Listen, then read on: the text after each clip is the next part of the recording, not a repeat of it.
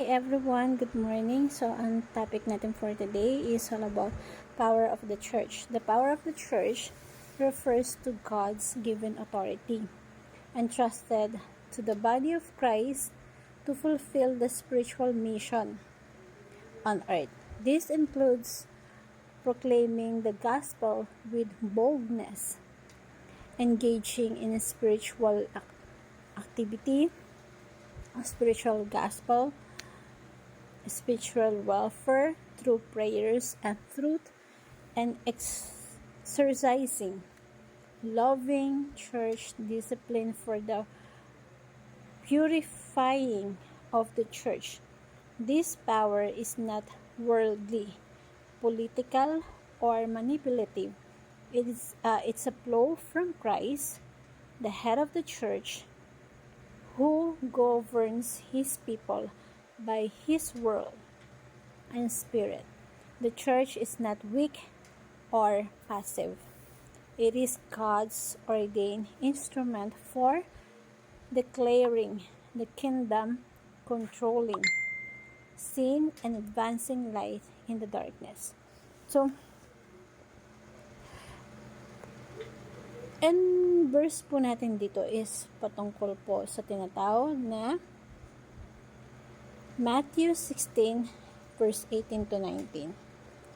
At ang sabi dito, "And I tell you that you are Peter, and on this rock I will build my church, and the gates of Hades will not overcome it." So, nung mga panahon na to, kausap ni Jesus Christ si Peter. God asked Peter, "Who I am?" And Peter said, "You are the Son of God." God has ordained the church to fill the whole world. Gawin, sabi nga ng ating Panginoon, gawin yung alagad. Gawin yung alagad ang buong bansa. Be fruitful and increase the numbers, fill the earth. So, mapuno ng kaluwalhatian ng Diyos ang mundo ng kanyang imahe ng ating Panginoon. Kahit na nahulog ang tao sa kasalanan, hindi give up ng Diyos yung original plan niya sa atin. "Upon this rock, I will build my church." Yun ang sinabi ni Jesus Christ. Because Jesus Christ is the founder and the head of the church. Pinaka-head ng church itself, na ang mission is to fill the whole world with His disciple. Yung success ng organization nakadepende sa leader. At kapag palpak ang leader, palpak yung organization. Sunod-sunod na pumapalpak yung mga member ng organization. Pero tayo, kahit kailanman hindi papalpak. Why? Kasi yung leader natin, si Jesus Christ. He's the founder and the head of the church.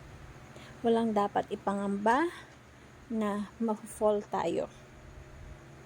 Actually, merong mga mindset ng mga Christian na lagi tayong kawawa eh. Parang yung sympathy, ganun katindi na lagi ka na lang pinagmamalupitan pag mga Christian. No. We have to change our mindset na tayo yung advancing. Tayo yung gumagalaw talaga. So, the sin indwells in church to accomplish God's mission. Paganda ng paganda. At naayos yung mundo natin. And we have to believe that there is a certainty na lahat ng tao, kahit na gaano kalakas yung bansa na yan, babalik at babalik yan kay Kristo to fill the great commission of Jesus Christ, at hindi yun mabibigo. So, panatilihin lang natin tong love of God, love others, and make disciples. Kasi itong tatlo na to ang magpapabago ng mundong ginagalawan natin. Be the change you want to be. You want to see the world. Lahat ng may takot sa Diyos, inaalay nila yung trabaho nila. Kahit sino pa yan, kahit ano pa yan. Gobernador man yan, presidente man yan, karpentero man yan, farmer man yan, kapag may takot yan sa Diyos, yung trabaho niyan, inaayos niyan na kahit walang nakatingin, walang nagbabantay, aayusin niya yung trabaho niya. Kasi, in-offer niya kay Lord yung trabaho niya at may takot siya sa Diyos.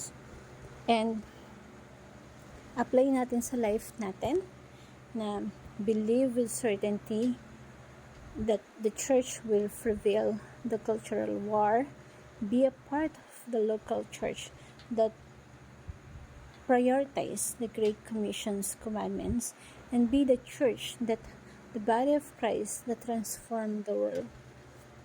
Hope you learn something, everyone, at napaka-importante na be the part of the movements of God to change the world. And I want to share the simple prayer. Heavenly Father, thank you for ordaining the church to fill the world, the whole world, with your glory. Thank you for Jesus, the founder of the head of the church, and for the Holy Spirit who empower us to fulfill your mission. Lead me to serve fruitfully in a local church that lives out a greatest commandment, loving God, loving people, and make disciples. May we shine on the salt and light, influencing the world for Christ.